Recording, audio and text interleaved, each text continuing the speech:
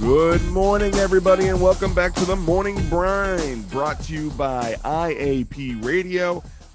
I am your host, Dave Houghton. In a Pickle is the show dedicated to the less glamorous side of baseball, and today we are back with another episode of the Morning Brine. The Morning Brine is a show dedicated to hot MLB news in and around baseball, and of course, there's not much going on right now because of the lockout. So as we know, players are locked out and transactions are frozen in baseball's ninth work stoppage in history. At 11:59 p.m. Eastern Standard Time on Wednesday, the 5-year collective bargaining agreement between owners and 30 MLB clubs and players expired. 2 minutes later, Commissioner Rob Manfred announced that the league had in fact had itself a lockout, which has brought the sport to a complete halt.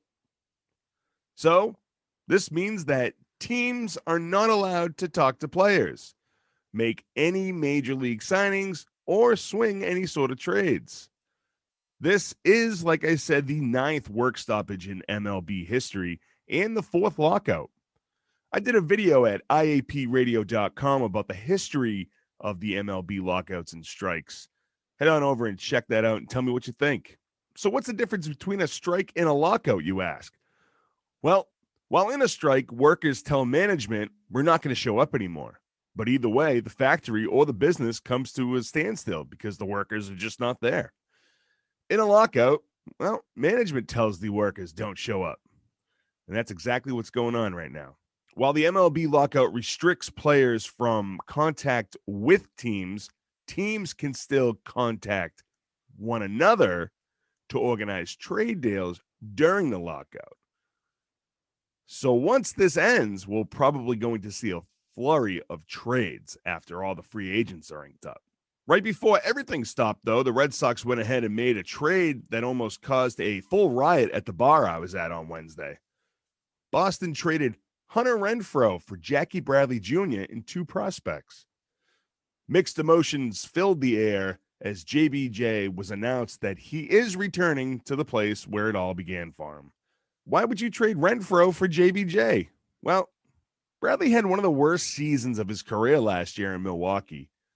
He was hitting .169 with 6 home runs and 29 RBIs with 428 plate appearances.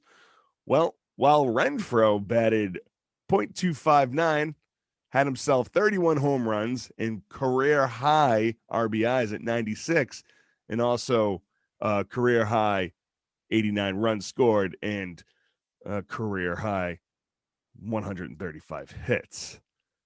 Well, Bradley was definitely a salary dump for the Brewers. Milwaukee owes him $9.5 million with mutual options for the 2023 season that includes an $8.5 million buyout. This trade is not about bringing Bradley back to Boston. This is more of a chance for the Red Sox to start building up their farm system. Adding the former 2018 ALCS MVP is just kind of a topper. Although all signs point to Jackie Bradley's probably not going to be an everyday player. But he does have a lot of talent, and hopefully he can get some of that back on the plate. But there was some other free agent news before everything shut down. Marcus Stroman has reached a deal with the Cubs. The Cubbies got the right-hander for 3 years at $71 million. Chris Taylor and the LA Dodgers agreed on a 4-year deal at $60 million. Free agent left-hander Rich Hill has agreed to a 1-year deal to join the Red Sox, but Boston probably won't see Hill until around July because of Tommy John. The Padres and right-hander Nick Martinez had agreed on a 4-year, $20 million contract, while Javier Baez and the Detroit Tigers agreed on a 6-year, $140 million deal with an opt-out clause. Detroit Tigers are continuing to make all the moves. Between them and the Rangers and the Mets, we probably could see one of those three teams maybe at the World Series.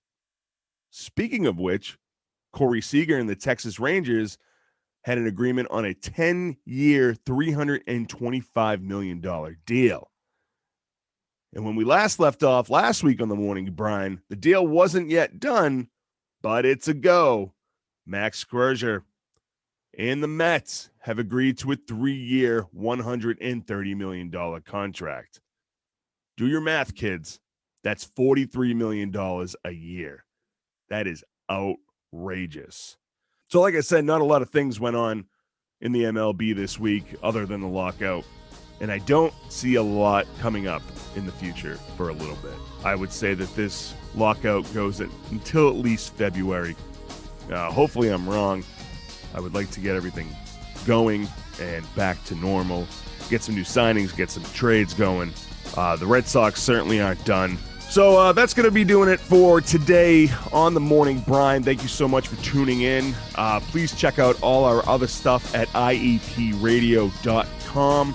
That's iapradio.com. You can go over to our Twitter, our Instagram, our TikTok, our YouTube, and all of our past episodes of In a Pickle are on Spotify. You can find all of our episodes on Spotify just by going to iapradio.com. So, thanks for hanging out with me on the Morning Brine. And one day I hope to have a little bit of a longer show. But for now, enjoy your morning. We'll catch you next time.